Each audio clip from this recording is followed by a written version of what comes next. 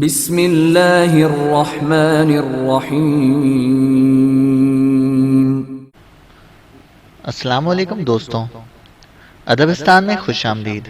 اگر آپ ہمارے چینل پر نئے ہیں تو ہمارے چینل کو سبسکرائب کریں اور ساتھ موجود بیل آئیکن کو پریس کر دیں تاکہ آپ کو ہماری ہر اپڈیٹ بر وقت مل سکے۔ شکریہ۔ بسم اللہ الرحمن الرحیم۔ ملک شاہ سلجوق، مصنف اسلم راہی MA۔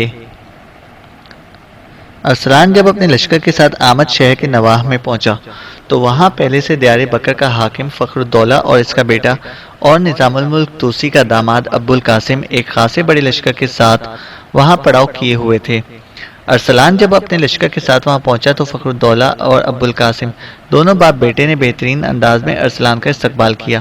ارسلان کے لشکر نے جب فخر الدولہ کے لشکر کے پہلو میں پڑاؤ کر لیا، خیمے نصب کر لیے، تب فخر الدولہ اور اس کا بیٹا ابو القاسم ارسلان کو اپنے خیمے میں لے گئے۔ تینوں نشستوں پر بیٹھ گئے۔ پھر فخر الدولہ نے ارسلان کو مخاطب کرتے ہوئے کہنا شروع کیا: امیر ارسلان، یہ سلطان ملک شاہ سلجوقی کا ہم پر بڑا احسان ہے کہ انہوں نے ہمیں بغداد سے نکال کر دیار بکر کا والی بنا دیا۔ ہم دونوں باپ بیٹے سے میرے عزیز تم جنگ کا زیادہ وسیع تجربہ رکھتے ہو، اسی بنا پر آمد، میاں فارقین اور جزیرہ ابن عمر کی تسخیر کا سارا معاملہ میں تمہارے سپرد کرتا ہوں۔ جو فیصلہ تم کرو گے اسی کے مطابق عمل کیا جائے گا۔ ارسلان نے کچھ سوچا، پھر فخر الدولہ اور اس کے بیٹے ابو القاسم کی طرف دیکھتے ہوئے کہنے لگا: عزیزان من، آمد کے دستانی حکمران اپولس کے پاس ایک بہت بڑا لشکر ہے جس کے ذریعے وہ ماضی میں شہر کی حفاظت کرتا رہا ہے۔ تم لوگوں نے بہت اچھا کیا کہ آمد شہر سے دور پڑاؤ کر کے رکھا۔ اگر تم آمد شہر کے قریب جاتے تو میرا اندازہ ہے اس وقت تک اپولس شہر سے باہر نکل کر تم پر حملہ آور ہو جاتا۔ شاید یہ بات تم باپ بیٹے کے لیے نہیں ہو کہ میاں فارقین اور جزیرہ ابن عمر دونوں پر آل مروان کی حکومت ہے، اور ماضی میں بلکہ اب بھی آل مروان کے آمد کے نصرانی حکمران اپولس کے نہایت عمدہ تعلقات رہے ہیں۔ میری اس بات کو آپ اس انداز میں بھی سمجھ سکتے ہیں کہ اپنے مطلب کی خاطر نصرانی بادشاہ اپولس جزیرہ ابن عمر اور میاں فارقین کہ آل مروان کے حکمرانوں سے تعلقات بہتر رکھتا رہا ہے اور ان کی مالی مدد بھی کرتا رہا ہے تاکہ برے وقت میں یہ ساتھ دیں۔ فخر الدولہ اور ابن القاسم، میرے عزیزوں، میرا یہ طریقہ کار ہے کہ میں جس مہم پر روانہ ہوتا ہوں اس کے لیے میں اپنے آگے اپنے مخبر ضرور پھیلاتا ہوں۔ یہاں مجھے اطلاع دی گئی ہے کہ اگر ہم آمد پر حملہ آور ہوتے ہیں تو میاں فارقین اور جزیرہ ابن عمر کے حکمران مروان خفیہ طور پر آمد کے عیسائی بادشاہ اپولس کی مدد ضرور کریں گے۔ اب ہم نے کسی پر عیاں بھی نہیں کرنا کہ ہمیں آل مروان کی اس نیت کا علم ہو چکا ہے۔ میں چاہتا ہوں کہ مروان کے لشکر کو آمد کے حکمران اپولس کی مدد کرنے کے لیے آنے ہی نہ دیا جائے۔ جو میرا طریقہ کار ہے اس کے مطابق میں چاہتا ہوں کہ پہلے آمد پر حملہ آور ہو کر اسے فتح کیا جائے، اس کے بعد میاں فارقین اور میاں فارقین کے بعد جزیرہ ابن عمر کی تسخیر کا کام کیا جائے۔ اس سارے کام کی تکمیل کے لیے جو طریقہ عمل طے کیا ہے اس کے مطابق خیم الدولہ میرے محترم، جو لشکر آپ اور آپ کے بیٹے ابو القاسم کے پاس ہے اسے آپ حصوں میں تقسیم کر لیں۔ ایک حصہ ابو القاسم کو دیں جو میرے ساتھ کام کرے گا۔ لشکر کے حصے لے کر آپ میاں فارقین کا رخ کریں اور شہر کے باہر پڑاؤ کر لیں، شہر پہ حملہ آور نہ ہو۔ اس کا فائدہ یہ ہوگا کہ آل مروان اپنے لشکر کے ساتھ آمد کی طرف آنے کی بجائے محتاط ہو جائیں گے۔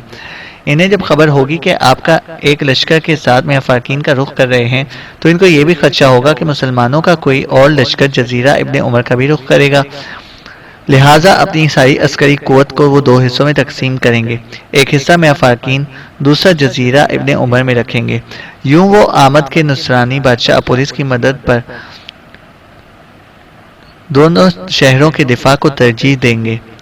اگر ہم ایسا کرتے ہیں تو ہمارے لیے بھی آسانیاں پیدا ہو جائیں گی۔ میں اس بات کو تسلیم کرتا ہوں کہ پولیس کے پاس یہاں آمد شہر میں ایک بڑی عسکری قوت ہے، لیکن ارادہ کیے ہوئے ہوں کہ اس کی عسکری قوت کو پاش کر کے رہوں گا۔ اب آپ دونوں باپ بیٹا اگر کچھ کہنا چاہیں تو کہیں۔ فخر الدولہ نے کچھ سوچا، پھر وہ ارسلان کو مخاطب کرتے ہوئے کہہ رہا تھا: ارسلان، میرے عزیز، تمہارا لائحہ عمل ایک عمدہ تجویز ہے، لیکن میں یہ خدشہ بھی ظاہر کروں گا کہ اگر میں اپنے لشکر کے 2 حصے لے کر میاں فارکین کی طرف چلا جاتا ہوں تو کیا یہاں آمد شہر کے باہر ہماری عسکری طاقت کمزور نہ ہو جائے گی؟ اور اگر آمد کے بادشاہ پولیس کے ہاتھوں ہمیں پسپائی اختیار کرنی پڑی تو یہ ہمارے لیے سبکی اور بڑی بے عزتی کا باعث ہوگی۔ ارسلان مسکرایا اور کہنے لگا، میرے خداوند کو منظور ہوا تو بے عزتی اور سبکی کا کوئی لمحہ ہم ٹھہرنے نہیں دیں گے۔ آج رات کی گہری تاریکی میں ہم اپنے لشکر کو متحدہ کر کے یہاں سے کوچ کریں گے۔ آمد شہر کے نواح میں خیمہ زن ہوں گے۔ وہاں اگر ہمارے خیمہ زن ہونے کے اگلے روز آمد کا نصرانی بادشاہ اپولس شہر سے باہر نکل کر ہمارا مقابلہ کرتا ہے تو ہم تینوں ایک بار اس سے نبرد آزما ہوں گے۔ مجھے امید ہے کہ شہر سے باہر ہم اسے بدترین شکست دینے میں کامیاب ہو جائیں گے۔ شہر کے بعد اگر وہ آمد شہر میں محصور ہو جاتا ہے تو اسی رات آپ چپکے سے اپنے لشکر کے 2 حصوں کو لے کر میاں فارکین کی طرف چلے جانا، جبکہ میں اور ابوالقاسم آمد کا محاصرہ کر لیں گے، اور مجھے امید ہے کہ اس محاصرے کو میں طول نہیں پکڑنے دوں گا۔ اگر آل مروان نے ہمارا رخ کرنے کی کوشش کی تو ان کا بھی بندوبست کر لیا جائے گا، لیکن مجھے امید ہے کہ آمد کا بادشاہ اپولس پہلے اکیلا ہم سے قسمت آزمائی کرے گا۔ اگر وہ ہمارے ہاتھوں شکست اٹھانے کے بعد شہر میں محصور ہو جاتا ہے تو پھر آل مروان کو ضرور اپنی مدد کے لیے بلوائے گا، اور آل مروان مجھے امید ہے کہ بڑی تیزی سے اس کی مدد کو پہنچنے کی کوشش کریں گے۔ لیکن اپولس کے محصور ہونے کے بعد اگر آپ اپنے لشکر کے 2 حصوں کو لے کر میاں فارکین کا رخ کر چکے ہوں گے تو میں آپ کو وثوق سے کہہ سکتا ہوں کہ آل مروان کا کوئی بھی لشکر آمد شہر کا رخ کرنے کی کوشش نہیں کرے گا، اس لیے کہ انہیں میاں فارکین کے ہاتھ سے نکل جانے کے لالے پڑ جائیں گے۔ لہٰذا وہ اپنی عسکری قوت کو اپنے ہی شہروں میں مضبوط و مستحکم کرنے کی کوشش کریں گے۔ فخر الدولہ اور اس کے بیٹے ابوالقاسم نے ارسلان کی اس تجویز سے اتفاق کیا۔ وہ دن تینوں لشکروں نے وہاں قیام کیا۔ آنے والی شب کو رات جب گہری ہو گئی تب وہ لشکر نے وہاں کوچ آنے والی شب کو رات جب گہری ہو گئی تب اس لشکر نے وہاں سے کوچ کیا اور آمد شہر کے شمالی دروازے کے سامنے انہوں نے پڑاؤ کیا۔ اگلے روز آمد کا حکمران اپولس شہر سے باہر نکلا اور مسلمانوں کے سامنے اس انداز میں اپنے لشکر کو استوار کرنا شروع کر دیا۔ جس وقت اپولس اپنے سالاروں کے ساتھ اپنی لشکر کی صفیں درست کر رہا تھا اور دونوں لشکریوں کے اندر جنگ کے طبل گونج اٹھے۔ ارسلان تھوڑی دیر تک اپولس کے لشکر کا جائزہ لیتا رہا، پھر اپنے قریب کھڑے فخر الدولہ اور اس کے بیٹے ابوالقاسم کو مخاطب کرتے ہوئے کہنے لگا، میرے عزیزو، اپولس کے لشکر کا جائزہ لینے کے بعد میں نے ایک فیصلہ کیا ہے۔ مجھے امید ہے کہ تم دونوں باپ بیٹا میرے فیصلے سے اتفاق کرو گے۔ محترم فخر الدولہ، جس قدر لشکر آپ دونوں باپ بیٹے کے پاس ہے اس سے میں حصے علیحدہ کر کے آپ اپنے لشکر کے پڑاؤ کے اندر رہیں گے، جبکہ میں اور آپ کا بیٹا ابوالقاسم آمد کے عیسائی بادشاہ پولیس سے ٹکرائیں گے۔ آپ کو جو لشکر کا حصہ دے کر پڑاؤ میں رکھا جا رہا ہے تو اس کے 2 فائدے ہیں جو میں حاصل کرنا چاہتا ہوں۔ پہلے یہ کہ آپ وہاں پڑاؤ کی حفاظت کر سکیں گے، دوسرا یہ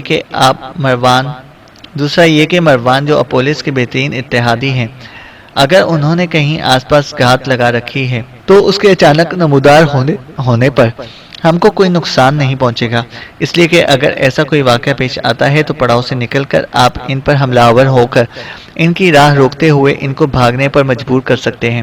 مجھے امید ہے کہ میں اور ابوالقاسم دونوں مل کر اپولس کو پسپا کرنے میں ضرور کامیاب ہو جائیں گے۔ فخر الدولہ اور ابوالقاسم دونوں نے جب ارسلان کی اس تجویز سے اتفاق کیا تو لشکر کا ایک حصہ فخر الدولہ کو دے کر اسے پڑاؤ میں متعین کر دیا گیا، جبکہ ارسلان اور ابوالقاسم دونوں اپولس کا مقابلہ کرنے کے لیے اپنے لشکر کی صفوں کو آخری شکل دینے لگے۔ پھر ارسلان کے اشارہ دینے پر مسلمان لشکری اس کی اور ابوالقاسم کی سرکردگی میں آگے بڑھے۔ ارسلان اب اپنے لشکر کے حصے کے ساتھ دائیں جانب جبکہ ابوالقاسم بائیں جانب تھا۔ سب سے پہلے ارسلان دشمن کے بائیں پہلو پر سرد راتوں کے تنہا اندھیروں میں گردش ایام کی نامہربانیوں، خوابوں کی گونجوں کو آرزوؤں کی کھنڈر بستیوں میں تبدیل کرتی فسوکاری اور سناٹوں کے جنگل میں صداؤں کی گم خواہشوں کو برف اور جنم جنم کی بدی کو ذات کی محرومیوں میں مبتلا کر دینے والے ناآشنا سے عناصر کی طرح حملہ آور ہو گیا تھا۔ ارسلان کے ساتھ ہی ساتھ اسی کے انداز میں تکبیریں بلند کرتے ہوئے ابو القاسم نے بھی اپنے کام کی ابتدا کی، اور وہ بھی پولیس کے لشکر کے دائیں حصے پر ذہنوں کی ساری یکسوئی کو لباس رسوائی میں تبدیل کر دینے والی ملامتوں کے طوفانوں، آنکھوں کی راحتوں میں نابینا قانون رقم کر دینے والے تیز اور تجلیات کے برزخ کو وقت کے بدترین مقتل میں تبدیل کر دینے والے بدگمانیوں کے انگاروں اور مقدر کی بدترین سیاہی کی طرح ٹوٹ پڑا۔ دونوں لشکریوں کے ٹکرانے سے آمد شہر کے باہر توقع سے بھی کہیں بڑھ کر بے مروت قضا صفوں کے گھنے جنگل میں سرسراتے بچھوؤں کی طرح گھومنے لگی تھی۔ محبت کی گلاب رنگ حدت امن و آشتی کے کلیے زندگی کی تکریم سے خالی کھولتے سرابوں کی صورت اختیار کرنے لگے تھے۔ اپولس اور اس کے لشکریوں نے شروع میں انتہائی درندگی اور صفاقی وحشت تو ہولناکی اور 400 کوبہ کو پھیلتی ہجر کی سیاہ راتوں سے بھی بڑھ کر حملے کرنے شروع کیے۔ مسلمان لشکریوں نے بھی ان سے کہیں بڑھ کر ہولناکی کے انداز میں ان پر حملے کرنے شروع کیے۔ تب اپولس اور اس کے لشکریوں کی حالت بڑی تیزی سے وقت کی آنکھوں کے منجدار میں خزاں رتوں کے پھیلتے نشانات، جبر کی اڑتی دھول، دشت تمنا میں قدغن لگے بچوں کے خیالات، شبہات کے شعلوں سے اٹھتے دلدوز مناظر سے بھی بدتر ہونا شروع ہو گئی تھی۔ مسلمان اس جوش، اس جذبے کے ساتھ حملہ ہو رہے تھے جیسے دریاؤں کی شہرگوں نے خون اگلنا شروع کر دیا ہو اور چاروں طرف ٹوٹے خوابوں کے انبار لگنا شروع ہو گئے ہوں۔ اپولس نے اپنی طرف سے پوری کوشش کی کہ کسی نہ کسی طرح ہر حربہ استعمال کرتے ہوئے مسلمانوں کو پسپا کرے، لیکن اسے ناکامی ہوئی۔ یہ صورتحال دیکھتے ہوئے اس نے آخرکار اپنے لشکر کو پسپا کیا اور آمد شہر کے اندر اس نے محصور ہو کر اپنا دفاع کرنا شروع کر دیا۔ دوسری جانب اپولس کو بدترین شکست دینے کے بعد ارسلان اور ابو القاسم دونوں نے شہر کا محاصرہ کر لیا، جبکہ فخر الدولہ اپنے اس لشکر کے ساتھ جو اس کی کمانداری میں گیا تھا میاں فاقین کی طرف چلا گیا۔ اس موقع پر آمد کے نصرانی بادشاہ اپولس کی بدقسمتی کے آل مروان سے اسے کسی قسم کی کوئی مدد اور کمک نہ پہنچ سکی۔ آمد شہر میں محصور ہونے کے بعد اپولس کو اب دو قوتوں سے اپنی مدد کی امید تھی، پہلا الرہا کا نصرانی بادشاہ کیپس اور دوسرا میاں فاقین اور جزیرہ ابن عمر کے حکمران مروان۔ شہر میں محصور ہونے کے بعد اپولس نے وقت ضائع نہیں کیا، بڑی رازداری کے ساتھ اس نے تیز رفتار قاصد الرہا اور جزیرہ ابن عمر کی طرف روانہ کیے اور کلیس اور مروان سے مسلمانوں کے خلاف اس نے مدد طلب کر لی۔ اپولس کے قاصدوں کے پہنچتے ہی آل مروان نے ایک لشکر تیار کیا اور ارادہ کیا کہ اپولس کی مدد کی جائے تاکہ ارسلان اور ابو القاسم اس کا محاصرہ ترک کر دیں، لیکن آل مروان کی بدقسمتی کے اسی دوران فخر الدولہ اپنے لشکریوں کو لے کر میاں فاقین کے قریب پہنچ گیا، لہذا آل مروان کو اپنے شہر میاں فاقین کی فکر ہو گئی۔ انہوں نے جزیرہ ابن عمر کے ساتھ ساتھ میاں فاقین کے شہر کے دفاع کو بھی مستحکم کرنا شروع کر دیا۔ اس طرح مروان سے آمد کے نصرانی بادشاہ اپولس کو کسی قسم کی مدد ملنے کی امید نہ رہی۔ باقی رہا الرہا کا نصرانی بادشاہ کلیس، تو اس کے پاس جب اپولس کے قاصد پہنچے تو فی الفور اپولس کی مدد کے لیے تیار ہو گیا، لیکن حالات کی ستم ظریفی کی جس وقت کلیپس اپولس کی مدد کے لیے ایک لشکر ترتیب دے رہا تھا، اس وقت آمد شہر میں ایک خونی منظر اٹھ کھڑا ہوا جس نے شہر میں داخل ہونے کے لیے ارسلان اور ابو القاسم کے سارے راستے صاف کر دیے۔ ہوا یوں کہ آمد شہر کے اندر مسلمانوں کی خاصی بڑی تعداد تھی۔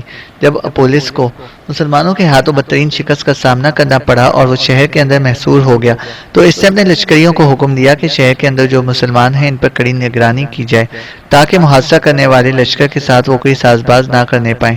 وہ مسلمان جو برس سے آمد شہر میں رہ رہے تھے، انہیں جب خبر ہوئی کہ اپولس نے لشکر کا ایک حصہ مسلمانوں کی نگرانی کے لیے مقرر کیا ہے تاکہ مسلمان محاصرہ کرنے والے مسلمانوں سے کوئی رابطہ نہ کر سکیں، تو اپولس کے اس فیصلے نے شہر کے اندر مسلمانوں کو غضبناک اور بڑا فروختہ کر دیا۔ اس فیصلے سے شہر کے اندر ایک ہنگامہ اٹھ کھڑا ہوا۔ اپولس نے اپنے وہ لشکری جنہیں اس نے مسلمانوں کی نگرانی پر مقرر کیا تھا، ان کے ساتھ مسلمانوں کا مسلح ٹکراؤ ہونے لگا۔ اسی ٹکراؤ کے درمیان شہر کے اندر اٹھ کھڑے ہوئے وہ اور انہی بلووں کے دوران انہی بلووں کے دوران کچھ زندہ دل اور منچلے مسلح جوانوں نے شہر پناہ کے شمالی دروازے کے محافظوں کو قتل کر دیا اور شہر پناہ کا دروازہ کھول دیا۔ شہر پناہ کا دروازہ کھلتے ہی ارسلان اور ابوالقاسم اپنے لشکر کے ساتھ آمد شہر میں داخل ہو گئے۔ یہ صورتحال پولیس اور اس کے لشکریوں کے لیے یقیناً مانوس کن تھی۔